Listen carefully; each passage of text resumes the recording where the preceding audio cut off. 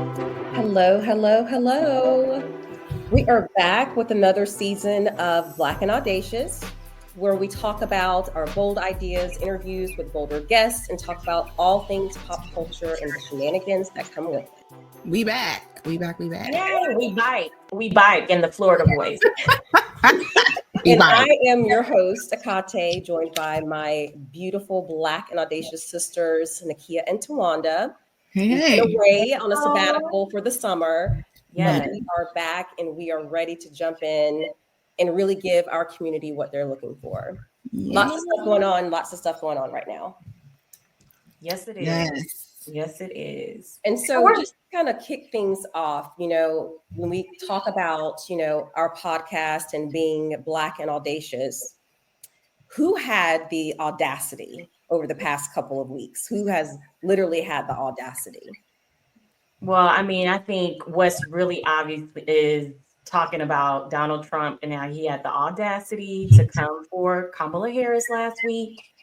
I think we all know that the way that both of them presented themselves speaks volumes about just like their personal brand. Mm-hmm. You think about Kamala's professionalism versus Trump's tactics. And it always gives me back into the like mindset of like Kamala, like many Black women in leadership, she showed up as the epitome of just preparedness and professionalism. It speaks to her personal brand. She always comes in ready. And really like how, us as Black women always have to often work twice as hard to be taken seriously. And then you have Trump on the flip side, who is combative. He obviously was very unprepared, his debate style. And, it's honestly, when I think about it, it says really something about how, mediocrity can still be tolerated in this society. Absolutely. You know what I mean? So yeah. We're done. We're done with being dealing with people who are mediocre. I think that, Kamala, so far to date, I mean, she has nothing to prove to me. Like, I'm not looking for her to prove herself. Like, she has the credentials, she has the education, experience, not looking for her to prove herself. What I really love in this moment in time right now is just how Black people are rallying together, especially Black women, around her and really trying to push this campaign to the finish line, for her to be the president of the United States. So I'm really happy about that. But he did have the audacity, for sure. Then he had the audacity. And then what's also interesting is just like the bias, like, especially when you think about from a media standpoint. So there was a recent Political article that was actually published a day after the debate that kind of talked about and unpacked how Republicans jumped in on moderators saying that they were biased against Trump. But the way like Kamala was treated throughout highlights a lot of the double standards that we face as Black women. So I thought that was super interesting too. Like the Republicans are already given an excuse as to why, Trump performed so badly. I think too, like they're always going to try to come for our fashions because did y'all see the fodder around them thinking that her earrings were actually like an earbud, so that when they were asked, she was asked a question, they were feeding her answers. And I'm like, I didn't see that. Think you're smart enough to be able to combat whatever Trump is throwing at her? Like, smart enough for that. I think they were actually Tiffany's earrings, no speakers included. So let's not do that to her. Like, she's smart enough. Most definitely. And I think that this is going to be kind of the same old rhetoric that we're used to with Donald Trump. I don't think that we should be surprised or taken back by his approach. I think that we still need to do what Michelle Obama said, years ago, when they go low, we go high, but sometimes we can be petty.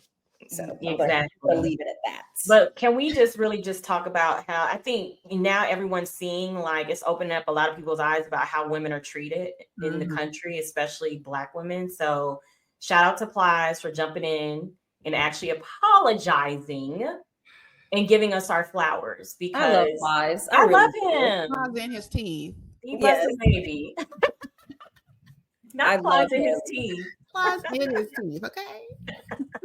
I love when someone can give comedy and also make some sense. You know what I mean? It's nothing like, you know, having someone who gives some, you know, comic relief, especially around something like this, because it can be heavy sometimes when, you know, a Black woman on a platform like this is being attacked, and we're able to bring some light to it. So, you know, good luck to Kamala. You know, we're rooting for you, and we're going to be behind her 100%. So I'm excited about this election as we get closer to November.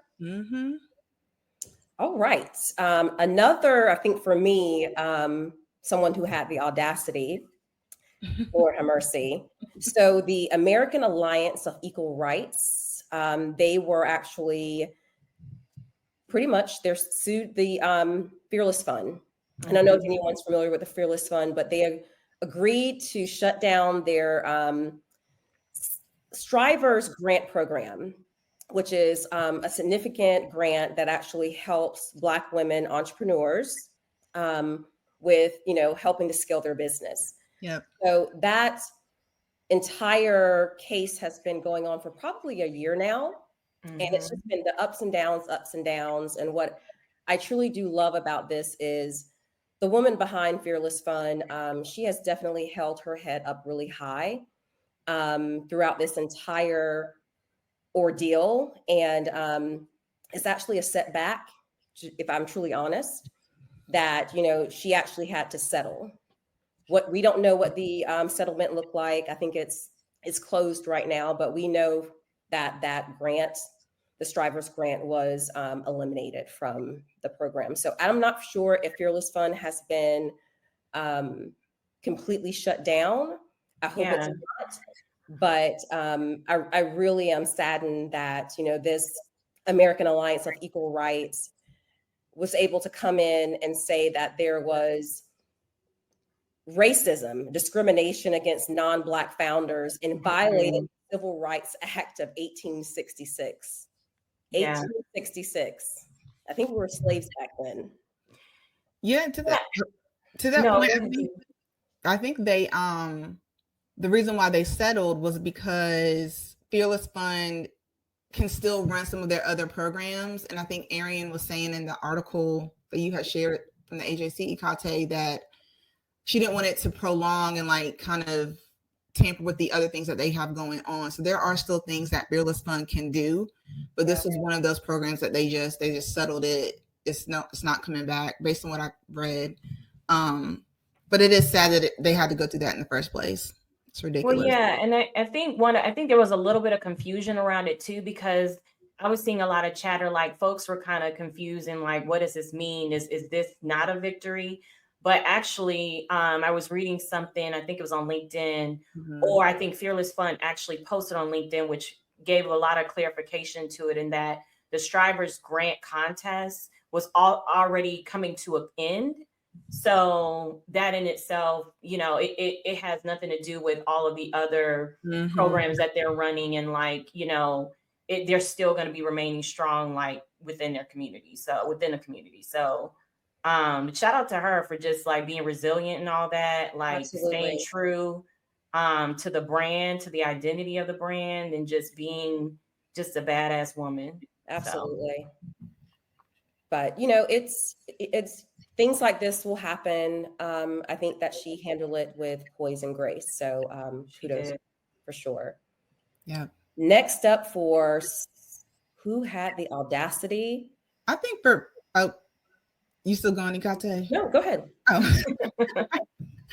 I was for me, it would be, this is kind of on the upswing. You know, this is around this week. Unfortunately, we lost two iconic figures in the arts and entertainment space, Frankie Beverly and James Earl Jones. And I just think that I'm thankful, actually, that they had the audacity to create moments and content and just things we will hold on to forever. I was literally thinking about this the other day. I was like, Frankie Beverly and that song Before I Let Go, as a marketer, he had the best call to action ever. As soon as that song comes on, we hit the floor. Yeah. We start going to the we know what to do. So he just, I mean, he is forever cemented in the soundtrack of my life. And I'm sure many of us who have celebrated his music. And then James Earl Jones, you talk about the voice of God. You know, when you have shows and you have that voice, like he just commanded in everything that he did, whether he was seen or not. His voice was like resonated. I'm just thankful for what they gave to the culture. Like, no, absolutely. It's so interesting about, you know, Frankie Beverly. You talked about, you know, it being nostalgic, you know, just, you know, the cookouts, the barbecues, the weddings, all the things. And it's so funny that you go generations, like my nieces, the song that they resonate with is Beyonce's version. I know. You know? So it's just like, they were like, oh, that's, you know, Beyonce's song. I'm like, no. Frankie Beverly and Maze, they actually, that's the original. Yes. But I just think that song just has a lot of us, it just brings back memories, you know, from a lot of great, you know, just moments in time with family and friends. So I'm really saddened that, and I, you know, he is 77 years old. I would consider that a long life. You know, when you look at things. And then James Earl Jones, he was in his 90s. I think it was 96. Yes. And, you know, he was still acting up into his 80s, actually. So he's given us a lot of great, you know, entertainment and, like you said, Tawanda art. And I'm just happy that we are blessed with their presence in that space. They gave us a lot. They did. What's another Frankie Beverly and Maze song? Golden Time of Day. That's my favorite Frankie Beverly song. Like a little bit. I can't remember. What is it? Sing it a little bit. Golden Time of Day.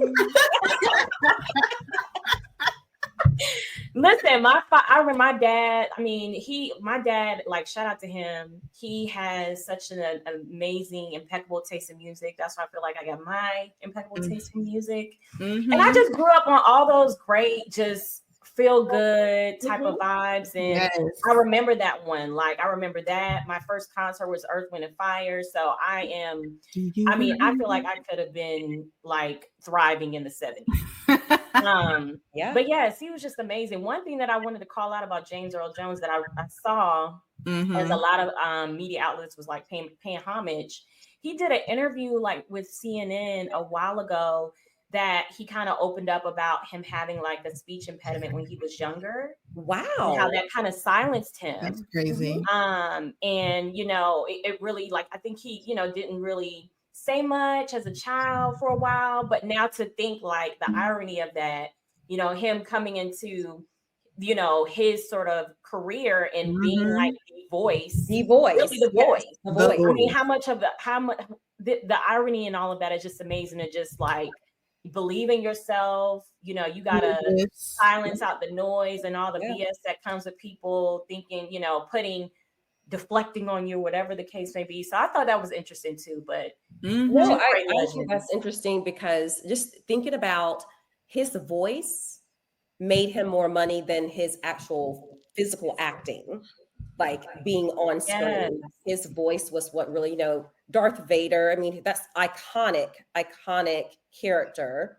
You know, and then not Simba, I'm sorry. Mufasa from the Lion King. So that voice in itself, I mean, that's a strong voice and presence that he brings. So I'm glad we had him for 96 years. And they lived a very long life. So he did. Yes. All right. Well, you know, I'm glad we're all in agreement with this.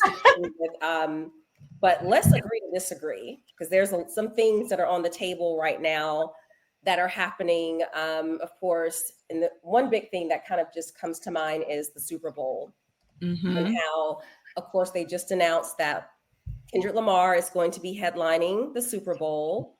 But there's some controversy around it, right? Everyone's like, it's in New Orleans. What about Lil Wayne? So what are y'all's take on it? I mean, I have my opinion, but what do you guys think? I mean, listen, I'm a millennial. I grew up with, you know, listening to Lil Wayne. I love me some Lil Wayne. I do feel like, and I feel like there is a certain sense where I feel like he did get snubbed for not being chosen, because he, you know, he is so much that New Orleans hip hop. He's done so much from a culture standpoint for New Orleans. But there's also a sense where it's like, okay, the Super Bowl has been in New Orleans a couple of times over the last 10 years. So I'm kind of torn. I think, a lot of fans feel like not choosing him kind of sends a message of like, overlooking local legacies in a sense. I mean, I think he would have been a perfect choice for it because his brand obviously aligns with the identity of New Orleans. But I also too love Kendrick. I mean, Kendrick has had such an amazing year. He has a great global reach. And I think he's just expanded his fan base just off of They Not Like Us. So, I think the timeliness of it all makes sense. But yeah, I mean, I do feel for Lil Wayne, and I think he released a statement saying that it hurt a lot, and that kind of hurt me because I'm like, listen, that he was broken. He was broken, and I could see that. I think it may be a lot more. Well, I've been going down the YouTube rabbit hole around this whole situation, and what I've come to the conclusion of is it may be more political than we think. And that may be why. I don't know if Kendrick Lamar is going to get away with doing They Not Like Us for 23 minutes like he did at the Amazon. So I'm interested to see. I'm not saying that Kendrick Lamar isn't a great performer, but it's just kind of like, how's that going to play out? Maybe he'll bring them out, but then it's like, if I was Wayne, would I want to do that and come in as second string? It's just like, but would it even make sense for them to come out? Like, just because you're new, that's my whole thing is like, just because you're in a certain city, then they have artists that live in that city or from that city. Does it mean that they have to perform? I mean, but think about it. Like, what was it? LA? It was in LA last year, right? I would have did. They had like a whole LA vibey type of performance. Yeah, so I think that's why people, because you know how Black people get too, but because they saw that, it was almost like that was kind of like the standard, the expectation of, all right, like it's gonna be in New Orleans. And things are so much different now with social media. Like everybody has an opinion. We do. They do. I just don't think that I think you're right, Tawanda, about the politics. It's not just like it's Apple Music because they're the sponsors. It's the NFL. So there's other sponsors who are aligning themselves with that brand. So if those other brands are not on board with aligning themselves with yours, then you may not be the right fit for the Super Bowl. And then this is my thing. It's like the Super Bowl comes around once a year. Yeah. There's going to be another Super Bowl probably for the next 100, 200, 300, 400 years. You'll get your time if you really do think that you are Super Bowl worthy. So I'm not worried about Wayne. I think that his time will come. It may not look like the Super Bowl, but I think that his time will come where he'll be able to get past, being kind of passed over. But I mean, I think Kendrick was a great choice right now because of what's happening with music and just like he's at the height of his career, to be truly honest. Like people are paying attention to Kendrick Lamar. So he's had a great year. Relevant. He's had a great year. The beef with Drake, I mean, it actually normally they come and go, they fizzle out so quickly. That didn't happen this time around. So, kudos to Kendrick. Wayne, we love you because I love his music too. Lollipop will always be my jam. Always be my jam. Bring the Mr. Officer Lil Wayne back. So I love the album. We still love we still love Wayne and we want him not to be broken. So hope for his speedy, healing process and recovery. So we want him to be on the men's and happy. I think if anybody should be really crying over here, it should be Drake because this diss track, the diss beef started around like February last year. Yeah. And then for Kendrick Lamar to then come into February of 2025. I cannot believe that happened it started last year. Yeah. This year. February this year. Oh, okay. I'm like, wow, dang. February this year. And then it circles back to February of next year. and he's done all these diss tracks. Drake, I haven't heard a peep from him. It's like, where you go? How do you come back from that? Like, this is a Pulitzer Prize winner. I mean, he can come put back some respect on his iconic name. But Drake can come back from that. I mean, Drake is not serious like hip hop. He's not serious hip hop. Yeah, Drake he's mainstream. You know, everyone's still gonna bop to Drake's beats. You know, he can be corny and people still love him, so he'll be just fine. I will not shed a tear. Okay, for Drake, because his bank account is just fine. It's just fine. His bank account it's not like ours, okay? It's not like ours. It's not. But he did take a big L. Yes, he did. With the whole, he should, you know what? He shouldn't have started it, but Kendrick damn sure finished it. So absolutely. So wait, so did we all agree, or did some of us disagree? What did we end up on here? Where do we end up with this? I mean, we good with I'm torn, honestly, because I think it's just the bias that I have, but with being such a huge Lil Wayne fan, like I do feel like a piece of me does feel like he was snubbed, but again, and I'm all about it was a business decision. Like I look at it as a business decision. You know, feelings did get hurt, but it was a business decision. So yeah. What you think? You in the middle. I don't have a dog in the. I mean, like whichever one comes on, I'm gonna be like, yep. So whoever it is, Yeah. Oh God. Well, speaking of L's, let's go to some of our listeners. They've actually sent in some questions. Oh, this is a new part of our so show. I think that it's appropriate for us to make sure that we're responding. So first up, where do y'all get your fits from? Where are your outfits from? So where, let's dig into this, what y'all wear and stuff like that. Why is this the question? Yes. I mean, we show up though, But, Miss Fashion, I can't believe this is coming from Miss Fashion. I'm just saying, like I was looking for a hard hitting Barbara Walters. Okay, not Barbara Walters. R.I.P. girl. R.I.P. I know, right? Everywhere clothes are sold. I mean, there's some places I don't shop just because. I mean, everywhere. I couldn't give you. I like vintage stuff. I'm y'all, this is a throwback to season 1. I'm wearing Skims currently. I know it was a big, we talked about that, but I did buy it. So, it just depends. Skims will keep on skimming. Trust. What about you, Nakia? I mean, I'm kind of all over the place. Like, that is true. I'm a boutique fashion girl. I like Fashion Nova. I like Shein. I don't have no shame. I like Nordstrom Rack. I mean, all like it just anywhere, especially online too. Yes. Yeah. I mean, it varies. I'm a vintage girl. I love pulling out vintage. I love me some shoulder pads, child. Anything that has a strong shoulder, I'm all about. And I'm a lover of this store. It's called the Frankie Shop.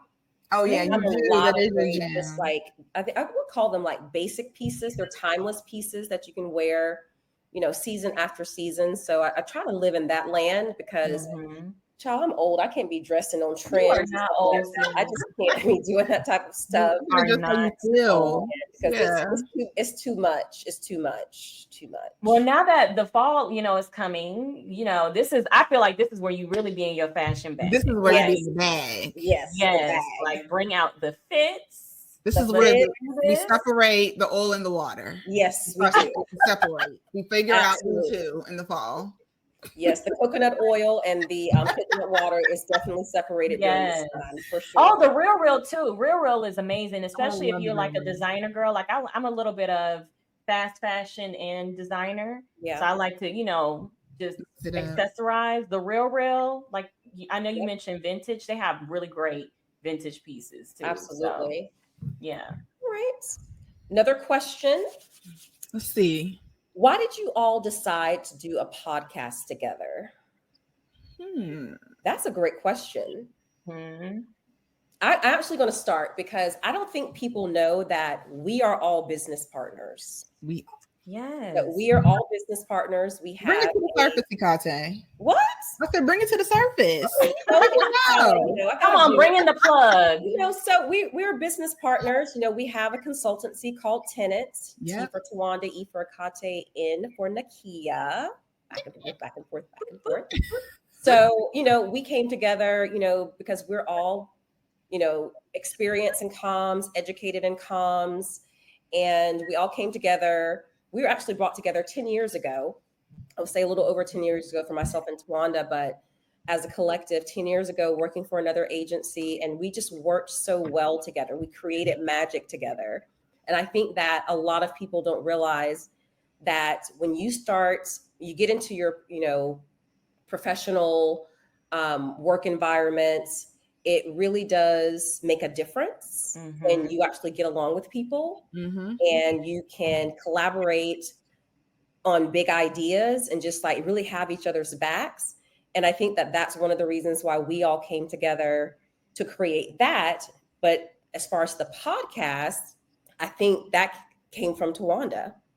Our creative genius, I think that came from you. Yeah. So when you were a big podcast, what were your thoughts? What were your thoughts? For me, I think in knowing myself and being around you, both of you, we all have just a very unique perspective, and we always got something to say. Like we either in the chat, we on Slack, we always got something to say about something. We got to eat. We having these long, drawn out conversations.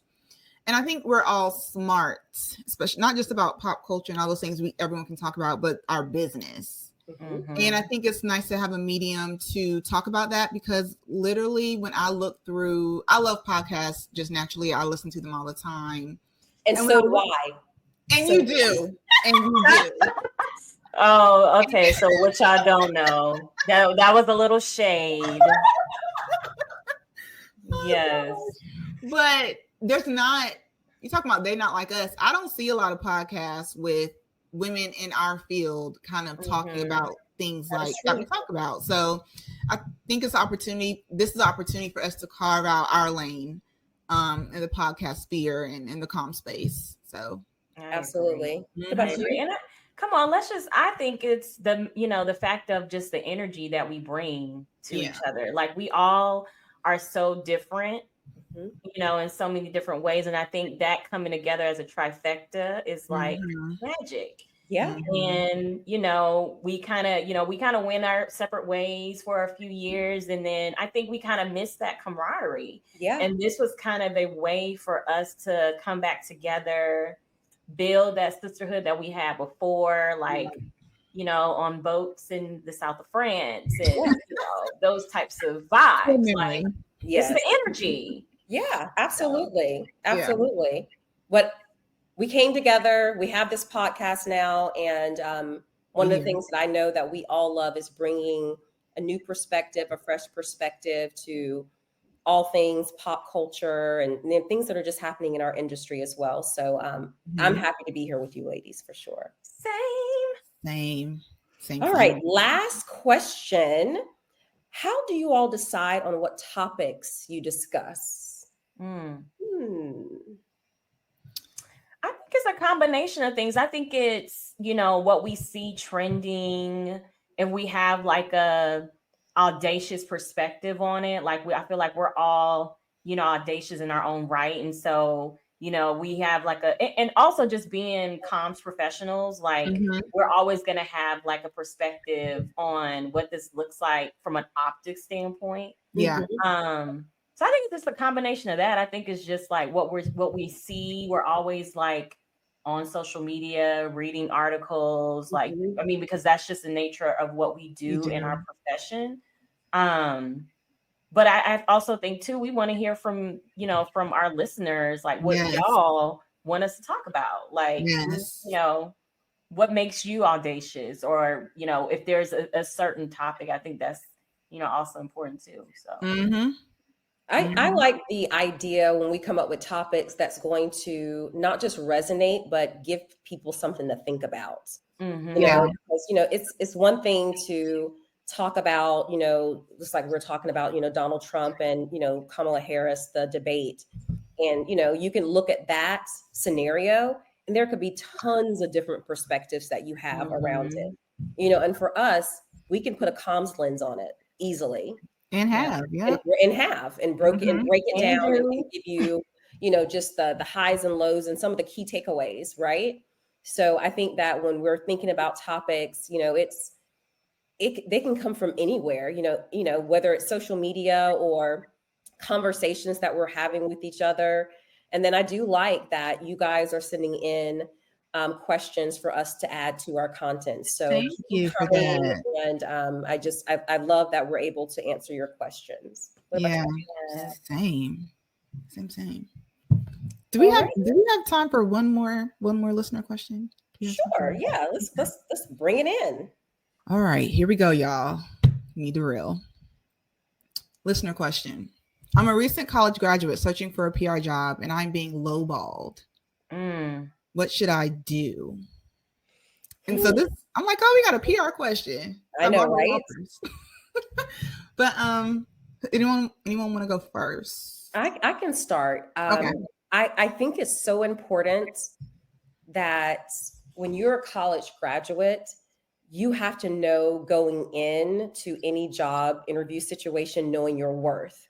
Look at your resume. How many internships did you have? Do you have your master's degree? Because in our industry, it does matter. If you have a higher education degree, it does, to a certain extent, especially if you're going into corporate. And then also thinking about where you are geographically. Yeah. So I think a lot of people don't do that sort of research before they start, thinking about, when they go into their interview. And this is the question that I want every young person, and even if you're not a young person, anyone going into an interview, ask what the salary band is for that role. Yeah. There's a low end and there's a high end. And if I were you, I would want to know what the high is, because that's where you want to land for that role. So that's kind of my perspective. That's the guidance I would give someone who's just graduated from college. Yeah. I think, I don't know if it's maybe pertaining to this question, but it's just a thought around it. If you're graduating from college, and thank you for that question to the listener that sent that in, is it a low ball? I wonder, like, when you're coming out of college, especially, we've worked with, college students, intern, things like that. It's like, what are you bringing in to command that? Well, from a skill level standpoint. That's a good point, T. But I think, and I think we've all experienced this too. Like, when you come in and you accept a lowball offer, let's say you decide to stay with that company, it's going to be much more difficult for you to, ask or advocate for yourself to get, a 10% increase, or whatever that looks like. You know what I'm saying? If you're already coming in at the very low end. And you just said 10%, Nakia. Normally that's the high end. You normally get between 3 and 5. Yeah. So and think about that growth and inflation over time. That's true. And this is what I would do if I were you. If you're looking at, if you are interviewing with multiple employers, and you get an offer, you need to go back to that employer. If they really value you and they think that you are amazing and you come to the table, you're prepared, you, like Akate said, you have this experience with different internships, you go back to them and you say, well, you know what, I actually received this X, Y, and Z offer. Try to go, this is where you got to hone in on your negotiation skills, and again, really advocate for yourself. And it's not to say, it's something that you're going to want to develop a muscle for over time, because as you grow and evolve in your career, that's going to happen as you start to elevate to leadership positions. That can be something where that's going to be a scenario that comes into play. So try to use these different tactics to be able to negotiate and really set yourself up for success going into your career. And this is for my Black young girls, Black young women. We have a hard time negotiating and talking about money. I think we have a difficult time in the Black community talking about money. We can't be afraid of those conversations. And until you start being comfortable with talking about money, because we love to spend it, right? Absolutely. But really talking about what we're worth and really advocating for ourselves, like you said, Nakia, that's when you're going to start getting the right offer coming your way. So I encourage young people, even in your internships, most internships now, there's very few internships that are not paid. Negotiate your internships, and start that process. Yep. And do your research. So there's no need to go into a scenario asking for something that's way out of line. Right. Than what the actual role does require. Pay, So it's just making sure you do, your research. I think that's really important for sure.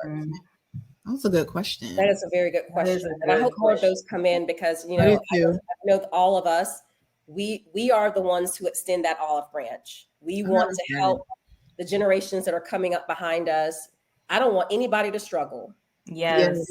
I was on the struggle bus. I do not want anyone to come in behind. If I can help someone and raise them up and lift them up, I'm all about that. So keep those questions coming. And, even if it's something that you want to discuss with us offline, feel free to reach out to us on social media and we'll definitely, try to schedule some time with you, just to give you some more advice for sure. Yep. Absolutely. Was that the last one, T? Last one. Well, that's a wrap, with another episode of Black and Audacious. And thank you guys so much for tuning in on this episode. We're on Apple Podcasts, Spotify, and please subscribe to our YouTube channel. Yes. See you all very, very soon. Stay Black and Audacious. Bye. Yes. Bye. Bye. Bye.